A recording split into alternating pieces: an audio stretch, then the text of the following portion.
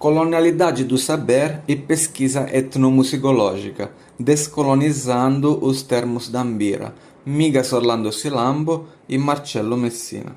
Então, nesse artigo, pretendemos discutir de forma crítica o silenciamento ocidental, em particular anglófono, da terminologia da Ambira e situá-la dentro do campo teórico-programático da decolonialidade.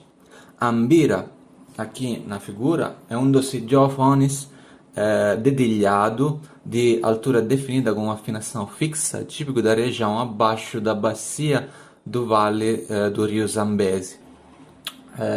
Trata-se de um instrumento constituído por lamelas, palhetas ou teclas metálicas ou vegetais executadas pelo polegar direito, e pelo polegar esquerdo e pelo indicador direito.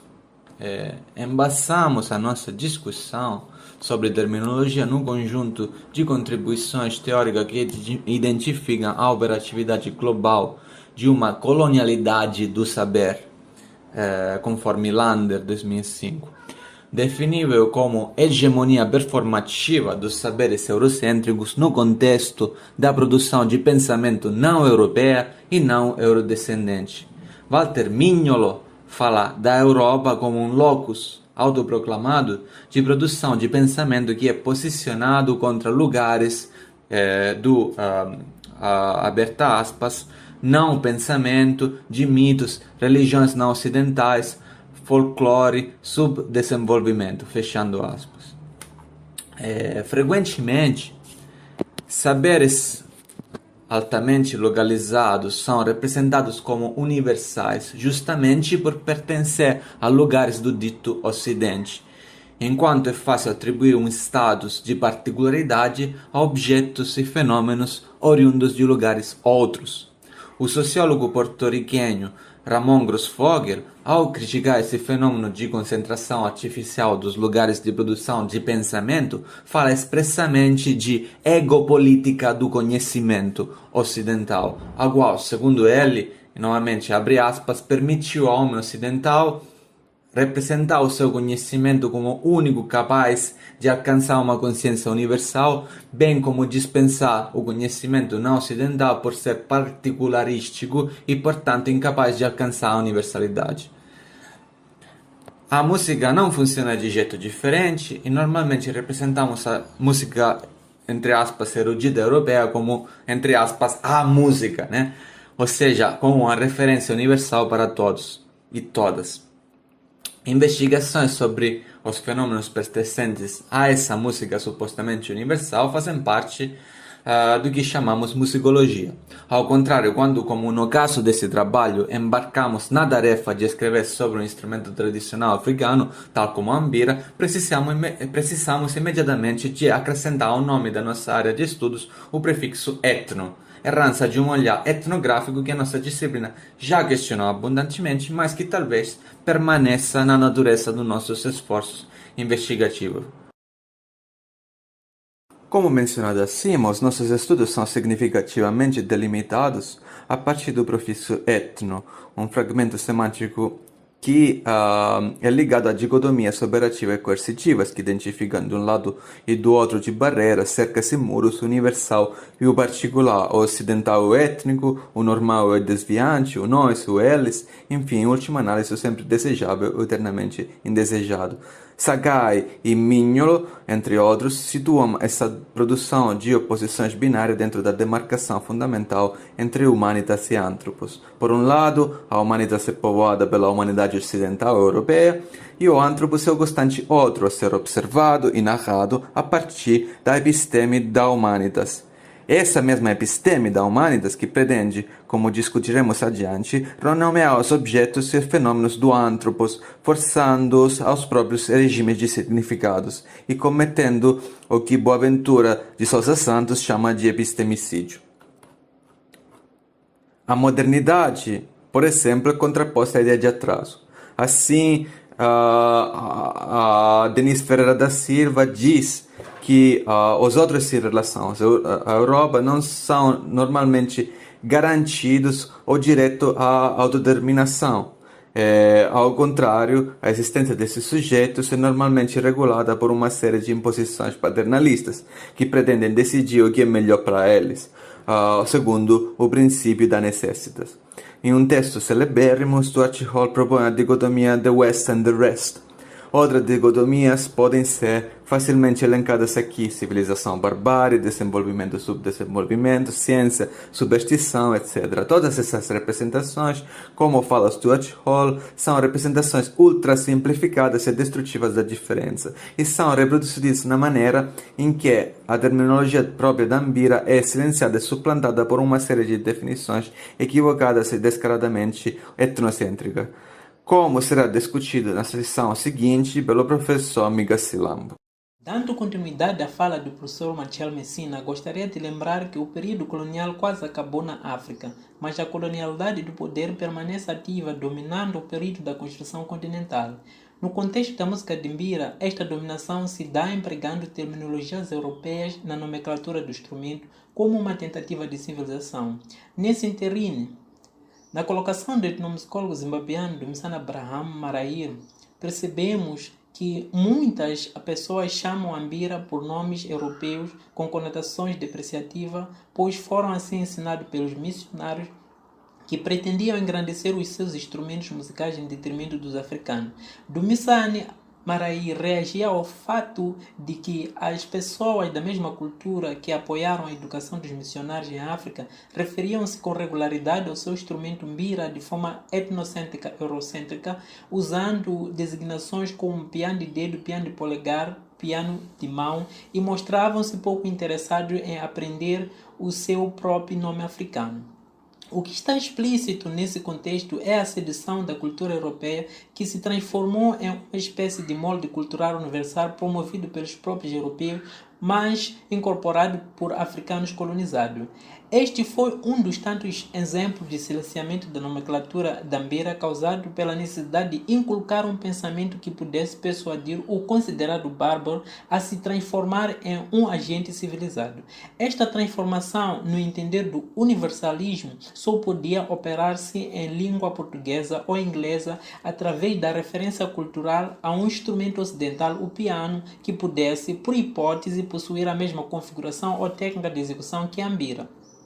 Assim, o etnomusicólogo antropólogo social John Blacking percebe que o dedilhado da calimba, que é um protótipo de Mbira, é baseado no dedilhado do piano europeu. Esta colocação às vezes nos leva por suposição a deduzir que a Mbira é uma cópia do piano. Mas será que esta constatação é verdadeira? A Mbira é mesmo uma cópia do piano? Vejamos o seguinte: a invenção do piano é creditada ao italiano Bartolomeo Cristofori, mas há outros que contribuíram para o que se tornou o piano que conhecemos.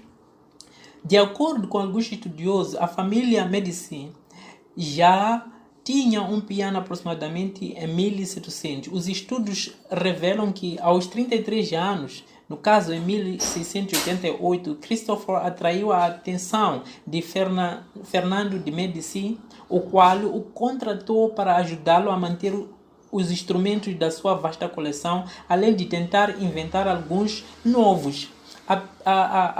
Arpicembalo era um instrumento que parecia-se com o cravo. A data da sua invenção é considerada como algo entre 1698 e 1699, mas Cristofori poderia estar trabalhando no instrumento desde 1994. Contudo, este instrumento só foi apresentado ao público em 1709 como pianoforte, termo que mais tarde em línguas como inglês e português foi abreviado para piano. Ao contrário, a Mbira, por sua vez, teve origem há mais de 1500 anos na tribo Zinzuru, pertencente à etnia dos Washono, grupo dos falantes do Bantu que vive entre os rios Zambeze e Limpopo, no Zimbábue e numa parte de Moçambique e Zâmbia. Existem descobertas arqueológicas de exemplo das partes da Mbira nas ruínas de Inhanga, nas ruínas próximas de Nikerque, no noroeste de Zimbábue, estimativamente entre 1500 a 1800. Por outro lado, os diários dos primeiros europeus e aventureiros no sul da África claramente indicam que os Washonas tinham ferreiros altamente habilitados e que a mbira era um instrumento musical bem estabelecido entre os Washona pelo menos no século XVI.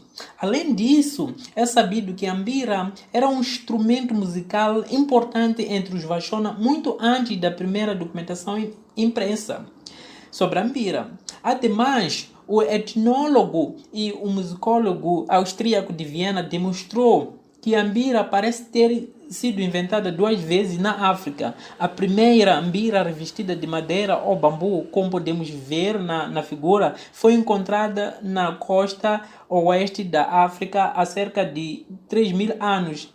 E a segunda revestida de metal foi encontrada no Vale do Rio Zambeze há cerca de 1.300 anos. Em outra pesquisa realizada em Angola em 1965, este etnógrafo musicólogo evidenciou que os materiais usados inicialmente na fabricação da mbira eram de origem vegetal, a palmeira de ráfia, madeira, bambu, entre outros. Portanto, o período estimado em relação à descoberta do piano, o tipo de eventos que se relaciona com seu surgimento, destacando a modernidade ocidental, o iluminismo, a Revolução Francesa Industrial, o material usado na sua fabricação, o formato do instrumento, o número e o formato das teclas, o processo da afinação, até mesmo a técnica de execução, não legitima-nos a considerar a mbira como um piano de mão, piano de dedo ou piano de polegar. Bom, o tamanho deste teste não nos permite abordar a afinação e técnica de execução da mbira, apesar de reconhecer que estes campos iriam clarear as diferenças do piano e da mbira. De toda forma, não faz sentido reduzir a mbira a um instrumento africano, a um piano de qualquer coisa. Nas considerações finais, gostaríamos de lembrar que iniciamos este texto elencando uma série de dicotomias conceituais. Fizemos questão de não mencionar o poder discursivo das representações de raça e dos processos de racialização em produzir essas distinções. Agora queremos destacar também o papel da branquitude no contexto do apagamento dos saberes da mbira. Entendemos a branquitude enquanto categoria racial superordenada que se esforça de hierarquizar, posicionar e governar todas as outras categorias raciais. A partir desse duplo movimento de demarcação do status hegemônico, a branquitude reposiciona e renomeia objetos, práticas, fenômenos e até pessoas, assegurando constantemente o próprio papel dominante. Dessa maneira, podemos certamente argumentar que as palavras associadas à mbira sejam saberes racializados, saberes privados das suas importâncias enquanto factos humanos expropriados pela branquitude, que se preocupa essa branquitude em civilizar e tornar mais digestível os nomes africanos dos instrumentos, alegando, por suposição, motivos ligados à suposta universalidade do saber acadêmico e musicológico, representado no caso específico pelo piano ocidental, o que foi desnecessariamente e equivocadamente renomeado como thumb piano, piano de polegar, finger piano, piano de dedo, hand piano, piano de mão. Já há muito tempo tem os seus inúmeros nomes africanos. Para citar alguns exemplos, em Moçambique e Zimbábue encontramos nomes como Mbir Nyari, Mbira Zavadzime, Zavandau, Nhunga Nhunga, Nhonga Nhonga, Kalimba, Urimba, Marimba, Ndondosa, Zavanyungwe, Motamjinje, Nsasi, Chitata. É importante mencionar que já tomamos a iniciativa de caracterizar algumas dessas nomenclaturas num texto que será recentemente publicado pela revista Muiraquita da Universidade Federal do Acre. Por meio do texto, por nós proposto na revista Muiraquita, demonstramos que cada nomenclatura da mbira tem um significado profundo na vida sociocultural dos africanos. Todo esse trabalho faz parte de um projeto doutoral que está sendo desenvolvido na Universidade Federal da Paraíba pela bolsa da CAPES. Visamos, portanto, resgatar as práticas dos saberes africanos por meio de caminhos que dão uma atenção particular às as premissas teóricas da história oral, dos estudos culturais e da teoria decolonial. Para finalizar, em seguida temos as obras consultadas para a realização do presente trabalho e queremos agradecer a Ampon e a toda a equipa do GT, Música e Pensamento Afrodiaspórico.